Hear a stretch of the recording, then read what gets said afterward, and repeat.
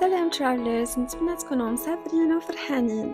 اخيرا وجدت لكم الفيديو ديال الجزائر، ولكن قبل ما نقدم لكم احسن الاماكن اللي ممكن تزوروها بغيت نجاوب على بعض الاسئله اللي كانت كتعاود بزاف في الانستغرام. السؤال الاول واللي كان كيتعاود بزاف: علاش وكيفاش مشيت للجزائر؟ انا مشيت من تونس مع الخطوط التونسيه، كانت عندي عطله وقلت هاد المره علاش لا نكتشف البلدان العربيه.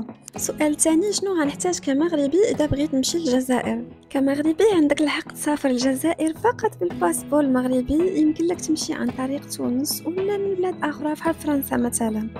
غتحتاج فقط جواز سفر، تأمين السفر وحجز فندق. السؤال الثالث واللي حتى هو تعاود بزاف: كيفاش يعاملوا معاك الجزائريين؟ صراحه كمغربيه كلشي تعامل معايا مزيان، ما حسيتش براسي غريبه نهائيا، بالعكس حسيت بالانتماء. السؤال الرابع والاخير: واش عجبتك الجزائر؟ زرت فقط العاصمه والنواحي ديالها، ولكن عجبتني بزاف الفايب ديالها بحال كذا. دابا نخليكم مع احسن الاماكن اللي ممكن تزوروها في الجزائر العاصمه.